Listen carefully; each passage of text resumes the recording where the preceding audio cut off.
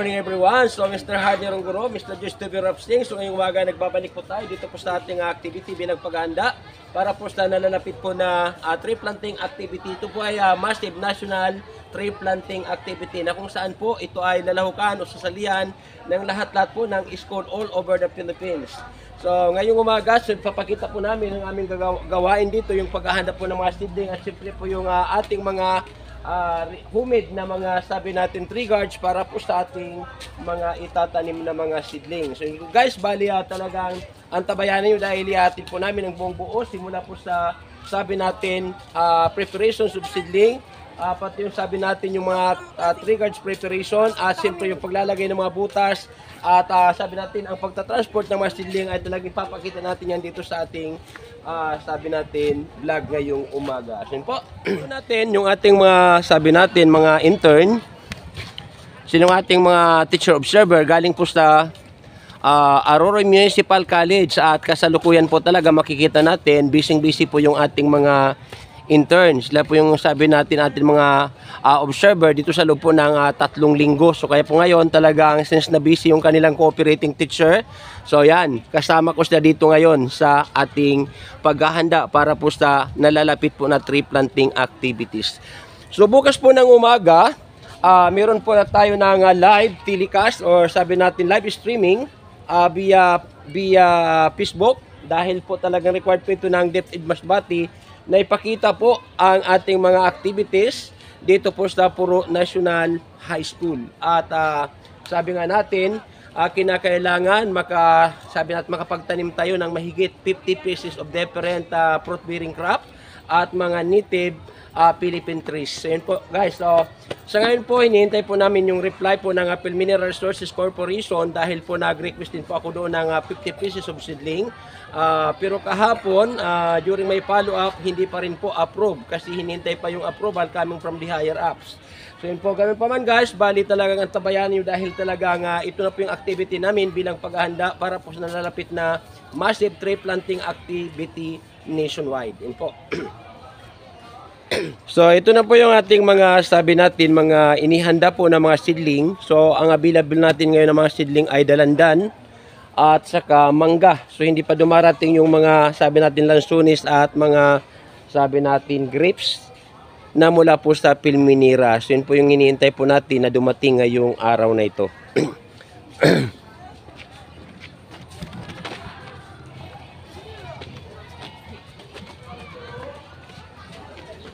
Ayan po, so meron na po tayo ng natatapos na tatlo pa lang na tree guards ang natatapos ngayon nating ngayong umaga at talagang mas marami pa yung mga tree guards na dapat nating mapinturahan ngayong umaga. So bali bahagi po ng ating paghanda para po sa National Tree Planting Activity.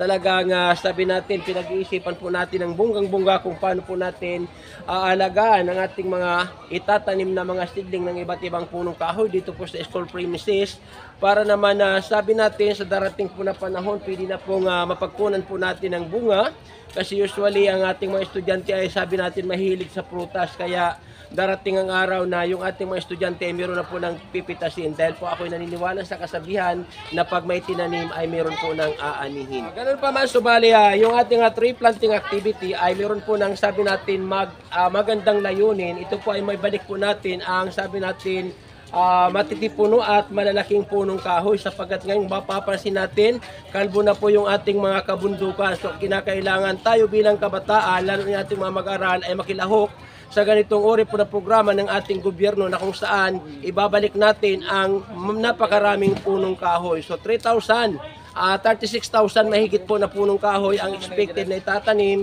sa buong Pilipinas tomorrow. So po yun. Kaya sana po makilahok at makibahagi yung ating mga mag-aaral dito po sa Puro High School.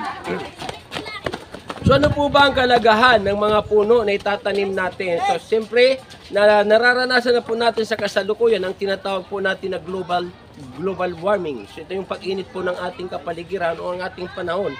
Sa pamamagitan po ng pagtatanim ng maraming puno, namodify po natin ang temperatura. So ang dating mainit, sabi natin magagawa nating malamig kung meron na po tayo ng maraming punong kahoy sapagkat ang mga punong kahoy ay nagmo-modify o binabago nila yung temperatura ng isang locality. Gaya dito po sa atin. So ngayon, dito sa aking kinatatayuan, sa napakainit na po at masyadong malinsangan na po ang panahon. Talagang pinagpapawisan na po ngayong araw, umagang-umaga pa lang. So ito po ay talagang tanda po na talagang mainit na po dito sa ating ang panahon at talagang apektado na po tayo ng tinatawag na global warming. So yun po yun. Maliban dyan, so nararanasan na rin po natin ang tinatawag natin na climate change. Pabago-bago po ang takbo ng ating panahon. Hindi na po natin minsan nakikita yung tawag ng ating mga ninuno na bilangon, bilangon sa tuig.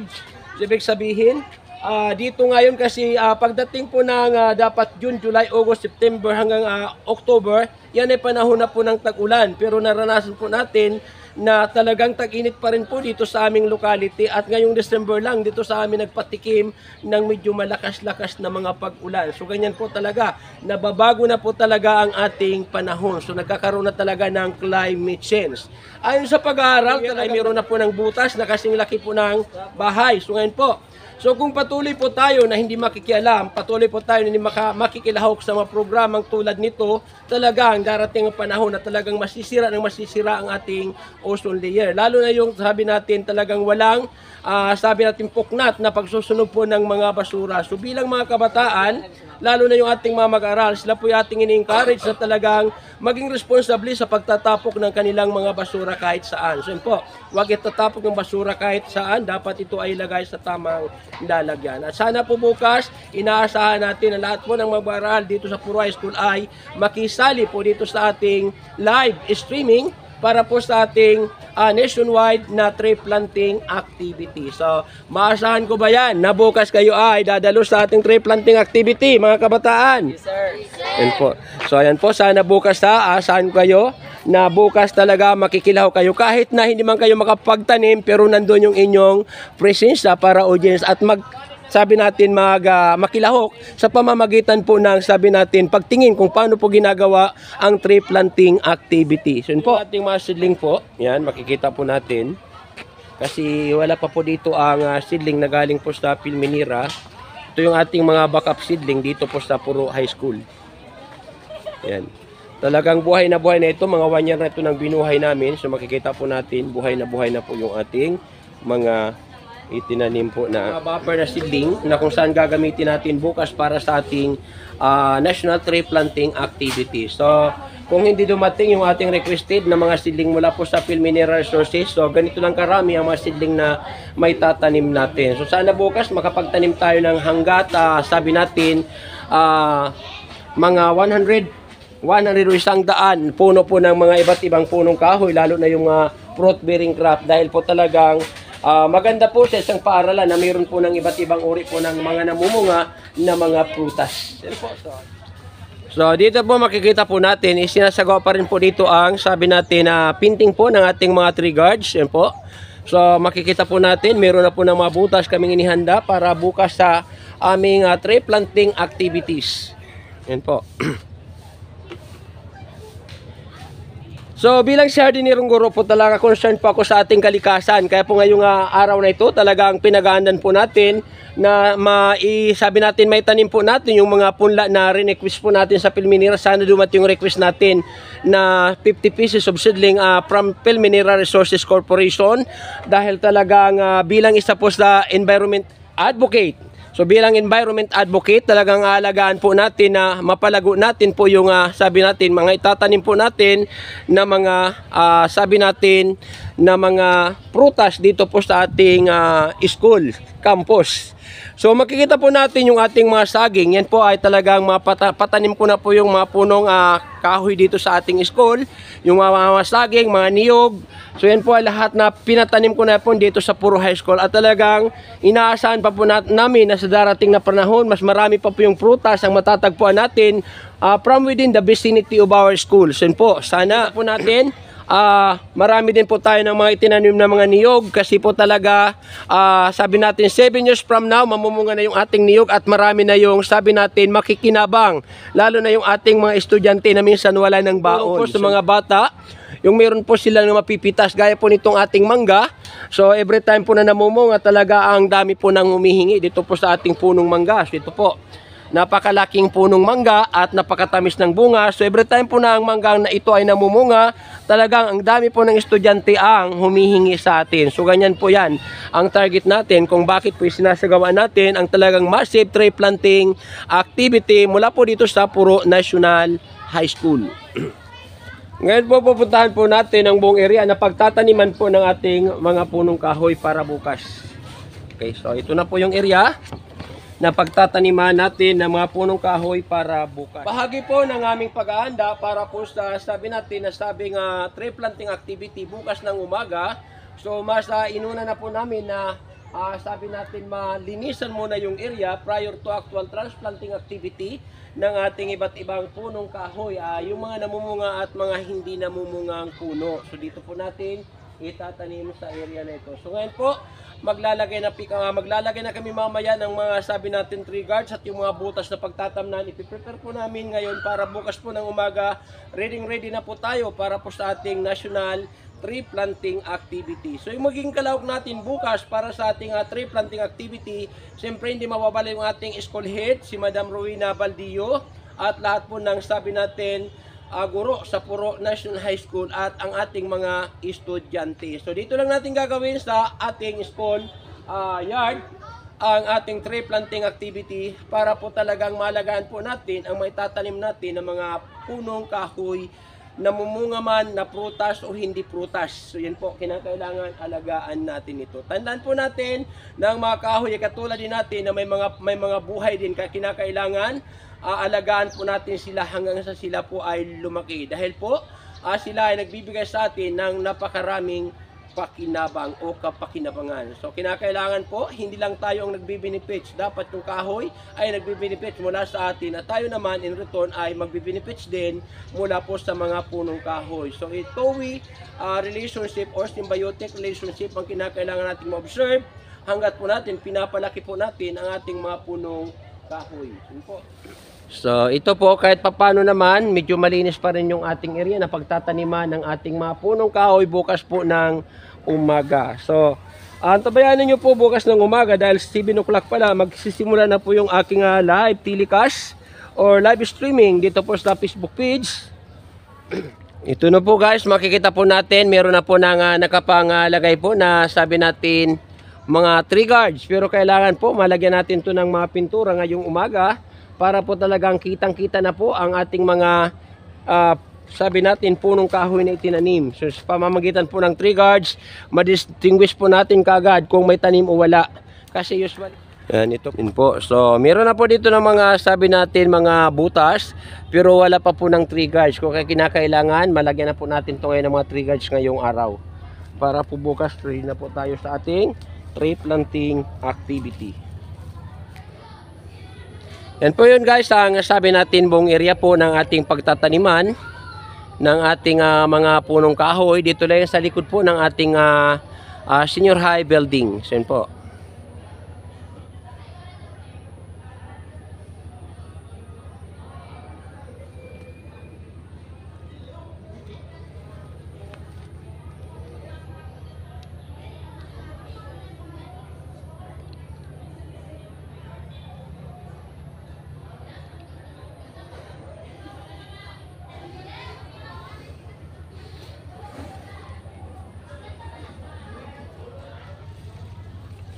Okay, so ito naman ang ipapas sa mga tree guards natin.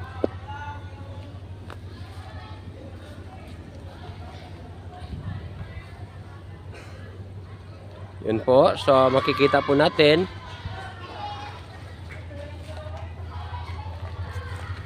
Talagang handang-handa na po talaga kami para po sa tree planting activity para bukas.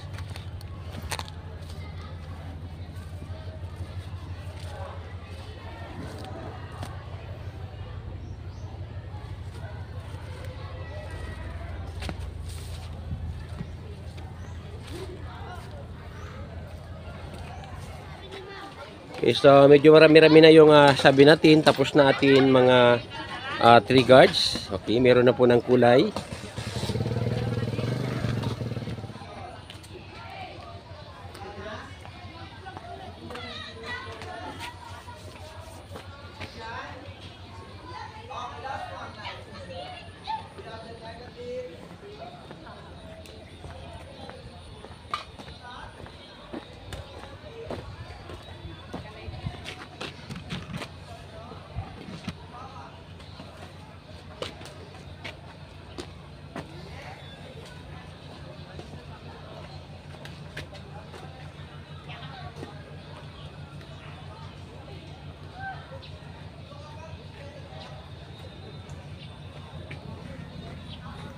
Yan guys, makikita na po natin ang ating mga finished product po. So bali napakarami na po ng painted po ng mga tree guards. Talagang ready na po kami guys para po sa darating po na tree planting activities na gagawin po namin bukas. Yan po guys, makita po natin talagang napaganda po ng pagkapintura ng ating mga sabi natin interns dito po sa ating inihanda po ng mga tree guards para po sa ating mga seedling ng iba't ibang punong kahoy bukas. Guys, kung bago pa lang kayo sa aking channel, huwag kakalimutang i-like, i-subscribe, i-share at syempre pindutin na rin po ang notification bell para po kayo laging updated sa iba pang mga video na aking i-upload. Thanks so much everyone for watching. See you again on my next live. God bless everyone and follow for more.